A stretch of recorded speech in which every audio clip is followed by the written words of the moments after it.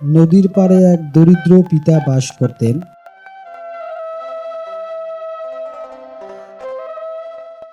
নাম তার হাকিম। জীবনে সুখ তার কপালে ছিল না,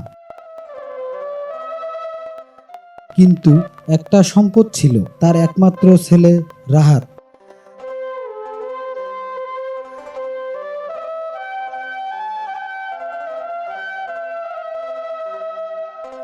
হাকিমের দিন শুরু হতো ছেলেকে সাথে নিয়ে। একসাথে মাঠে যাওয়া, মাছ ধরা, যেন ওরা ছিল একে অপরের জীবন। তারা বাবা ছেলে দুজনে মাছ ধরার জন্য যাচ্ছে নদীতে।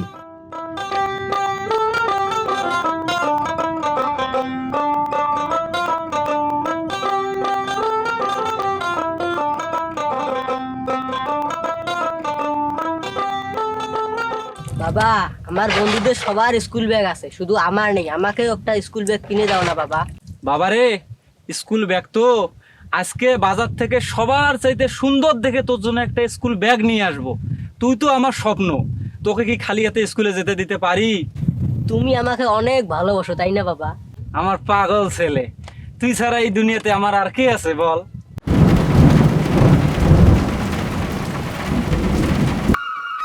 আষাঢ় মাসে বৃষ্টি শুরু হলে হাকিম খুব চিন্তায় পড়ে যেত।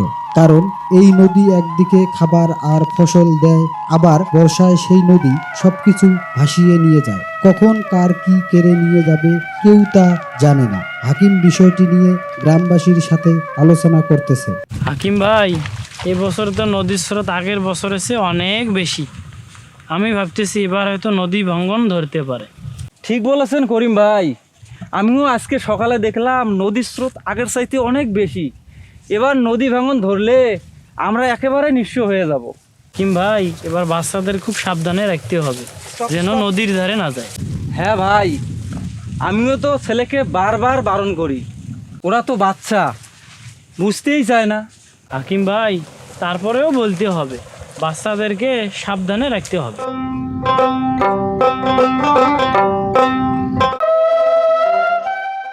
রাহাত একটুখানি সাহসী আর একটু বেশি জেদি। বন্ধুদের সাথে নদীতে গোসল করতে গিয়ে বোঝেনি সেদিনেই ছিল তার জীবনের শেষ দিন।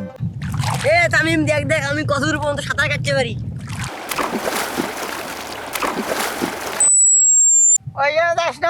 অনেক পানি।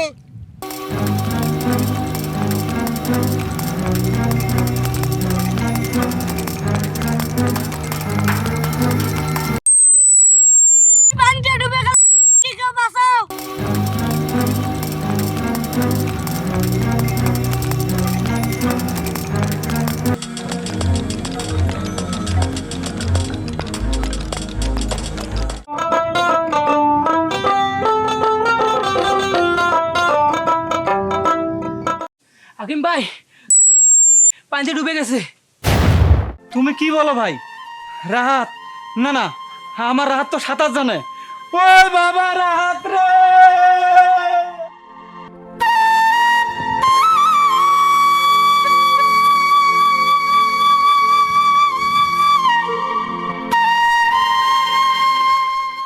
করিম ভাই, আমার রাহাত কথা কয় না খেয়া। ওই বাবা, রাহাত! রাহাত রে, চোখ খোল! ওই বাবা, রাহাত রে! রাহাতের জন্য হাকিম সবার চেয়ে সুন্দর একটা স্কুল ব্যাগ নিয়ে আসলো, কিন্তু রাহাত সেই ব্যাগ কাঁধে নিয়ে আর স্কুলে যেতে পারল না। নদী তার বুকের ধনটুকু কেড়ে নিল, ফেলে গেল শুধু নিঃশব্দ কান্না আর এক ব্যথা ভরা ব্যাগ। সূর্য ডুবে যায়, দিন ফুরায়, কিন্তু এক বাবার স্বপ্ন আর ভালোবাসা কখনো ফুরায় না। বর্ষায় নদী যেমন জীবন দেয়, তেমনি এক মুহূর্তেই সবকিছু নিয়ে নিতে পারে। তাই সকল অভিভাবকের প্রতি আমাদের অনুরোধ, আপনার সন্তানের স্বপ্ন পূরণের চেষ্টার পাশাপাশি ওদের নিরাপত্তার দিকেও সর্বদা খেয়াল রাখুন। একটুখানি অসতর্কতা যেন আর কোনো বাবার বুক খালি না করে। সাবধান থাকুন, নিরাপদে রাখুন আপনার সোনামণিদের।